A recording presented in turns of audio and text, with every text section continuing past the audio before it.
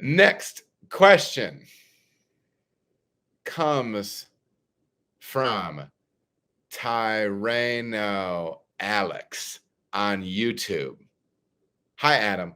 Thanks for making this video. I've got a question for you.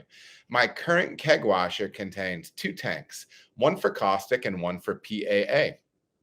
We noticed that while heating up the caustic, the PAA got fairly warm due to the tank only separated by a stainless sheet.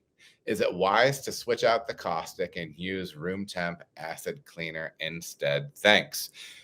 Great question. We have a whole different range of equipment available to us in the breweries that we work in.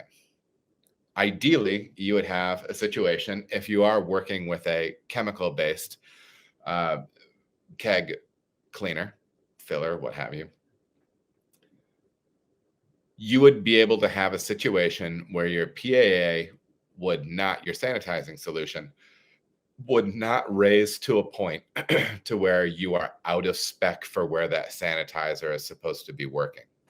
So what I would do is I would be testing that exact temperature of that tank as you're circulating, or in between cycles, and check that. I think that's first step, and then check that against your specs for use with the manufacturer's instructions. If you are out of range, you might want to reach out to them, talk to them, see if there's any possibility of running that a little bit warmer. But ideally, you would come up with a scenario where you don't have to be outside of range on that. You do bring up the fact that you could clean your kegs with acid, and you can usually run your acid maybe around in the 90-degree range, and that might not get your peracetic acid out of its temp spec, but don't take my word on that. Again, as always, check your manufacturer's recommendations. But if you are taking your temp up on that peracetic acid, I see where your mind is going by using the lower temperature chemical. I will say this though, there are soils that you may not be able to get rid of with your acid cleaning on that.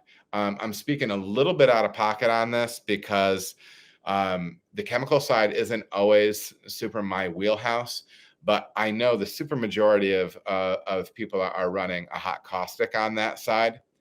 You may end up in a situation where all you do is, and depending how your keg washer is ran, maybe what you can do is you can run caustic, rinse, purge, and then finish your cycle there, take them off, and then rig your system to run a Sani only afterwards. It is twice the keg handling, but it would alleviate that issue potentially. Just make sure that will work for your style of keg washer. A potential issue is maybe the caustic tub that's right next to the sanitizer tub.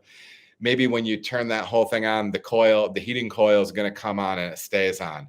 If you can't isolate that and turn that off, obviously that'll be an issue. You won't want to run that dry and blow that heating element. So just try to work through your process on it, and maybe separating it out is an option.